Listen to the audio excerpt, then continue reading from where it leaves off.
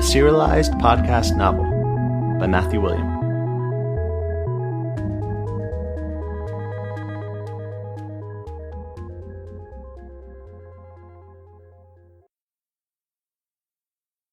Chapter 2.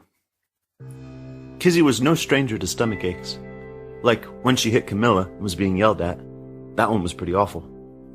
And another time, a few years ago, she had broken a special vase that her father had bought for her mother back before the plague. There was this look on her mother's face of pure sadness that made Kizzy want to crawl into the woods and just stay there forever. But when she saw the red record player sitting on the kitchen table, that was the worst by far. It felt as if all her deepest feelings were on display for the whole world to see. It was like being naked. Every piece of her body wanted to be someplace else, but she was stuck there with her feet glued to the floor. Her mother sat at the end of the table. She held a cup of hot, black coffee. The steam floated from the mug like lazy smoke.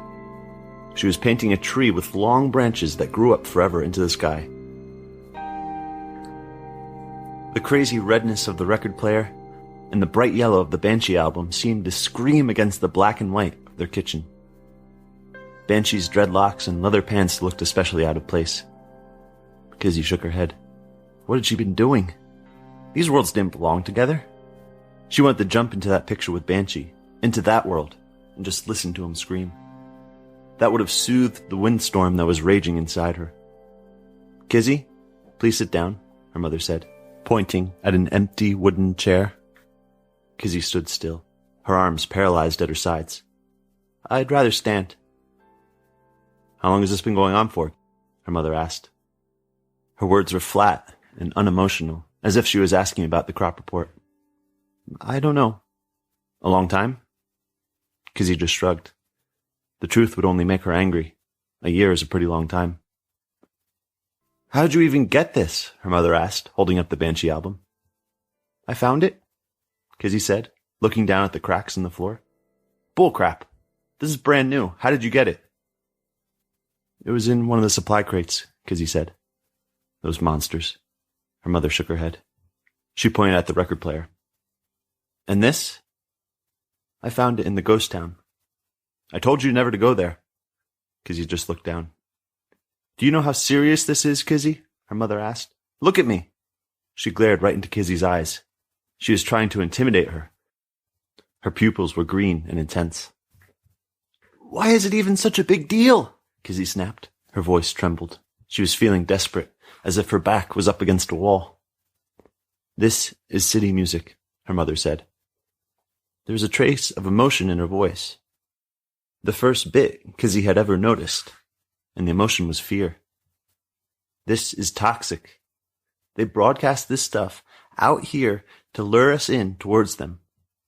You listen to their music, and you start to think like them, and you start to see them as humans, and not as the monsters that they really are. And if you do that, then you're as good as dead. I don't believe it, Kizzy said. She didn't want to admit it, but deep down she knew it was true. The mutants weren't to be trusted. We walled them in for a reason. Doesn't make sense, Kizzy said.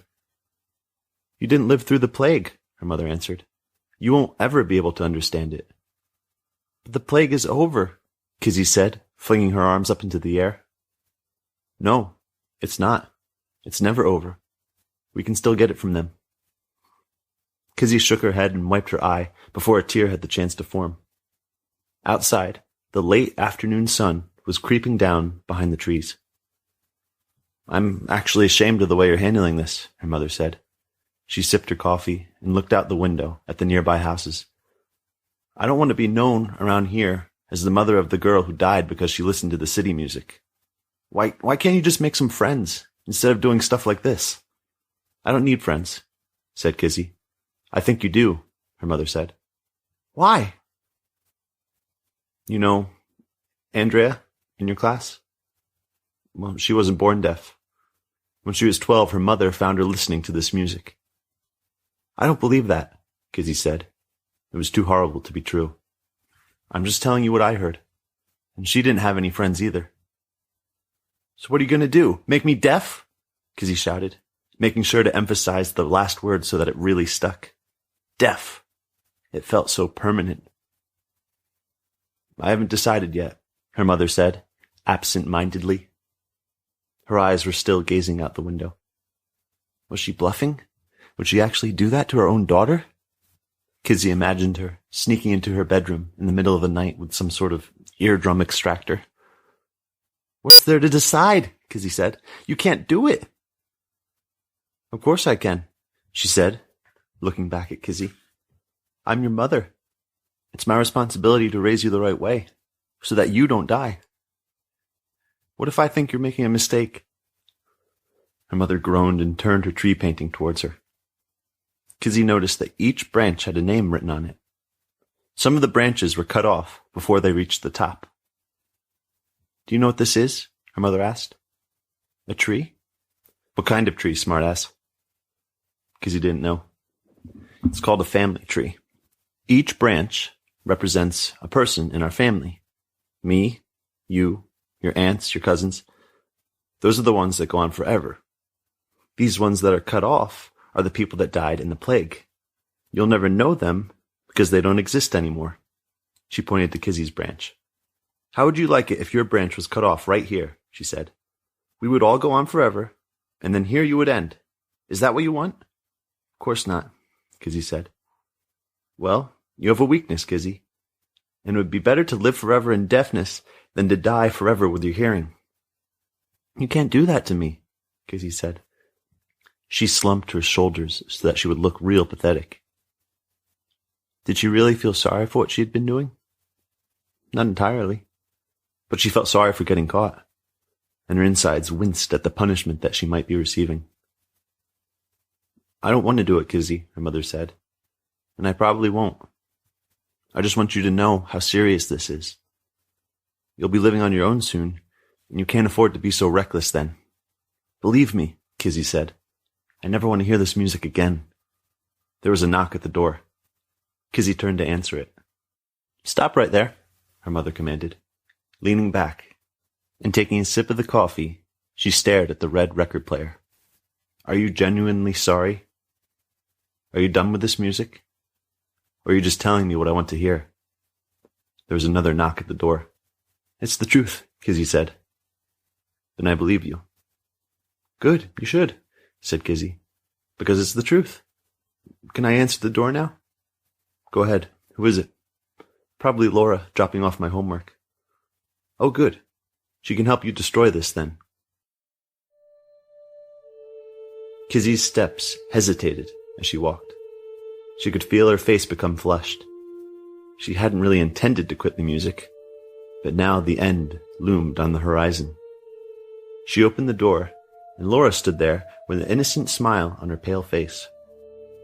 The smile turned to shock when she looked into the house.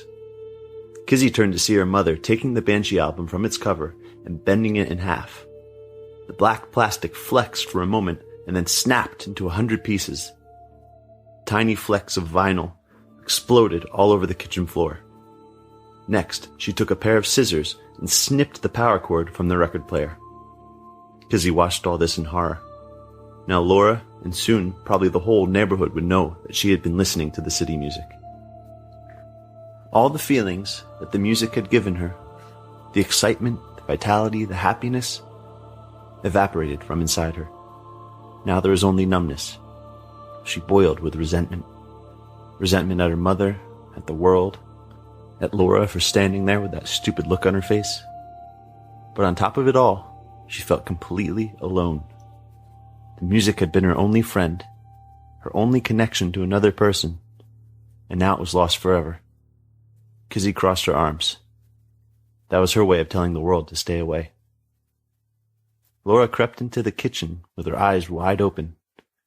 So, how are things? She asked, looking at the record player on the table. Are you having a little party? We're not listening to anything, Kizzy's mother said. She didn't look at Laura or Kizzy. She just stared off into space. You're going to help her destroy it. Okay, Laura said, as if it were a question. She was confused. She was confused all the time. In fact, you could say that was her dominant condition. Her family may have oversaw the farming operations for the county, but that didn't make her too bright. She was listening to city music, her mother said, pointing at Kizzy. Laura made a disgusted face. Ugh, why would you do that? Kizzy's mother laughed and smiled at Laura as if she was proud of her. Kizzy shook her head in disbelief. This wasn't happening. She would never trust her mother again. She would never trust anyone again. The world was against her. Her mother instructed them to bury the record player and the broken album out in the woods with the crows. They are just as toxic, she had said. The crisp air of the evening was cool on Kizzy's hot face. A soggy depression floated in her gut. She had disappointed her mother, and now her dirty secret was exposed. She stank with shame. As the two of them carried the record player towards the woods, she began to grow afraid. That thing was still out there somewhere, waiting. Kizzy slowed down. Come on, said Laura, pulling her towards the forest. No, I don't want to go out there. Why not? There's something out there, something strange. Kizzy pulled the record player towards the barn instead. Something strange? Laura asked with a chuckle. Like a squirrel or something? No, some sort of creature. A creature? Asked Laura, skeptically. I don't know. I just don't want to go out there. It's getting too dark anyway. Let's just take it to the barn. They walked across the lawn into the old wooden building. Kizzy turned on the lone light bulb.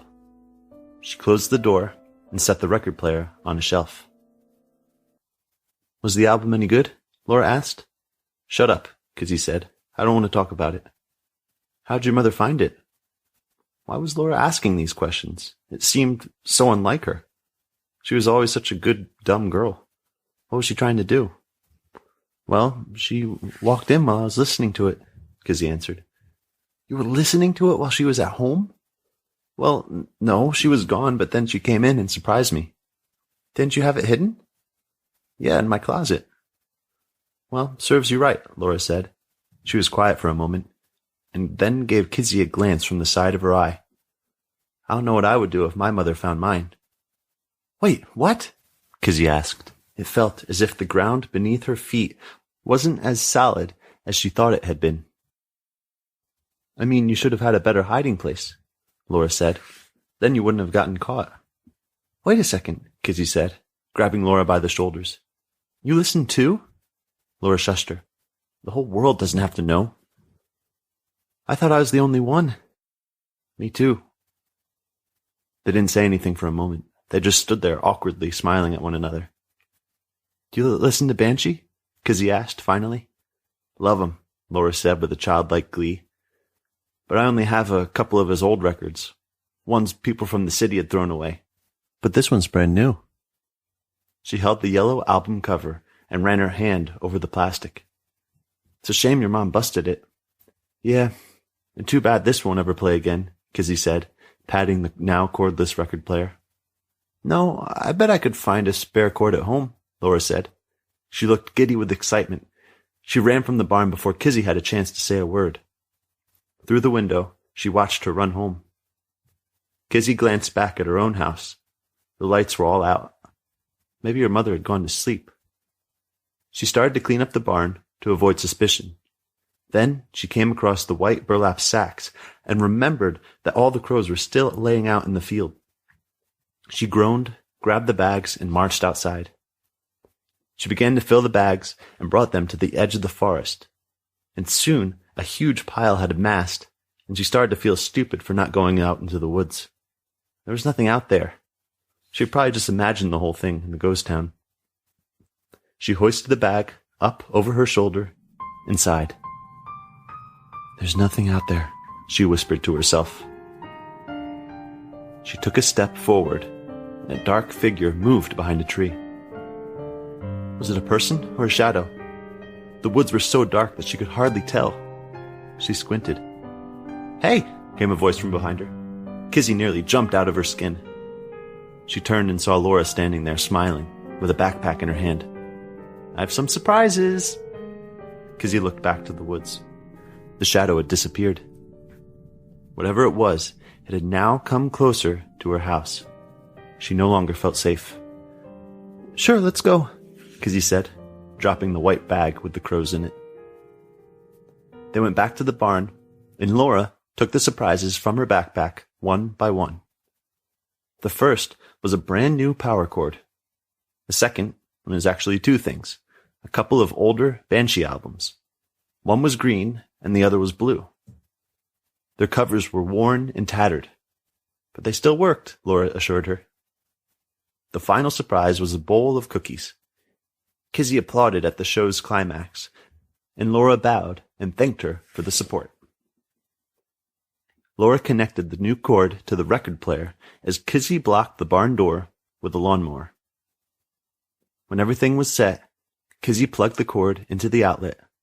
Laura wasn't sure if it would work. She wasn't too handy with electronics, she said. There was a moment's pause as they waited, but then sure enough, the turntable began to spin. Kizzy gave Laura a thumbs up. Laura smiled and shook two fists in the air. She picked up the old green album cover and carefully pulled out the black vinyl disc and handed it to Kizzy. Kizzy examined it. A whole new world was carved into that plastic. There was so much magic to discover. She laid it down and set the needle to the groove and turned the volume down to 1. They both leaned in close to listen. The guitar plucked a steady riff. Banshee's crooning voice came in and weaved its way through the notes. "It's amazing, isn't it?" Laura whispered. Kizzy nodded. "I only ever feel anything when I'm listening to it." "Me too." "Do you think it's true that they're trying to lure us into the city with this?" Kizzy asked. "I don't think so." Kizzy nodded. It made her feel safer to hear that. "Do you think Andrea is deaf because she was listening to this music?" "Who told you that?" "My mother," Kizzy said. "Gosh, I hope that's not true." Kizzy looked at the album, at the track listing on the back of the cover. The artwork was really odd. Wispy smoke billowed up from a cigarette, making strange shapes in the air. Kizzy looked closer, and she noticed that the smoke resembled a map of some sort. "Where's this supposed to be?" Kizzy asked, biting into a sugar cookie. Laura leaned over to look. "He's got a map like that on the other album, too." Kizzy studied the back of the blue album. There was an island with a broken heart drawn on its western shore. In red letters it was written, "Where it all began. #Enoch." Kizzy opened the album and looked at the liner notes. There Banshee thanked all the people who had assisted in the making of the album. Producers, engineers, studio musicians, and at the end, in italics, "No thanks to Dr. Enoch." Kizzy listened to the words he sang. "The moon is fading away, stilted memories begging me not to stay, because my time won't ever come, won't ever come. If there's a chance in 1,000, I'll end what you started. I'll send you a love letter from my gun." He's singing about Dr. Enoch, right? "Yeah," Laura said. "He has some sort of grudge against him." "Why?" "I don't know." "Do you think this is where Dr. Enoch is hiding?" Kizzy asked, pointing at the map on the back of the album. "I doubt it," said Laura. "It doesn't even look like a real place." "It might be," Kizzy said. Laura just shrugged. There was no reward for finding Dr. Enoch, but there should have been. Nobody had seen him for 18 years. He saved mankind from the Great Plague with a pill that bore his name, and it was because of him that humans could now live forever. So every living person owed their life to him, and they were reminded of it every day when they took their pill. He appeared for a moment, changed the course of history, and then disappeared into the mist. Why Banshee would want to kill him was anybody's guess. Kizzy had asked her teacher if Dr. Enoch was actually a mutant, because the way he looked on that billboard out in the ghost town sure made him look a lot like the diagrams of the mutants that they showed them in school. Short hair, large jaw, a strong brow. But her teacher said that the mutants didn't exist before the Enoch pill. They were a result of it. and had to be walled within their city to prevent the plague from coming back. Maybe that was the reason for Banshee's vendetta. As they sat there, listening to the album, one of the songs stuck out to Kizzy. It was called Evelyn, Where Are You? He sang about someone he cared for deeply, but who had died in the plague. It must have been nice to be so important to somebody. Kizzy kind of wished she was Evelyn. They listened to the first side of the album, and then Laura awoke from her daze. She pulled her phone from her pocket. "Oh, man, I'm late for dinner." She stood up, and with large eyes, she stared at the albums and the record player. They could deafen 20 people for all of this. Kizzy smiled. Then she made her face deadly serious. "We have to make a pact, Laura. We can never tell anyone about this." "Of course," Laura said. "You're the one we have to worry about. I never do anything wrong." They hid the record player and the albums under some blue plastic tarps. "Will they be okay here?" Laura asked. "Yeah," said Kizzy. "My mom never comes out here." They turned off the light and walked out to the yard. Kizzy noticed one of the crows laying lifeless on the ground. She must have missed it when she gathered the others. It was so still, as if it were a photograph. It would never fly again, never eat again. Kizzy wondered if it had friends back before it died. It didn't matter. He'd never see them again. Its black eyes almost seemed to be looking straight through her. She trembled and walked back to the barn to grab another bag. "Hey, Kizzy," Laura said. "Yeah? How were you able to get that new Banshee album?" "I sent a note and some money into the city inside a crate." "That was pretty smart, Kizzy," Laura said. "Thanks." "Do you think you could do it again?" Laura asked. Kizzy froze as she reached down for the dead crow. I'm not about to try it anytime soon." "Kizzy, you do know that my family is in charge of all the farms around here, right?" "Yeah?" "Well, I'd just hate to see your family lose your farm. And last I checked, your bean supply was pretty low." Kizzy's heart sank. Now she knew what Laura wanted. "What do you want me to do, then?" "Well, we'll wait until the time is right, Kizzy. We have all the time in the world, don't we?"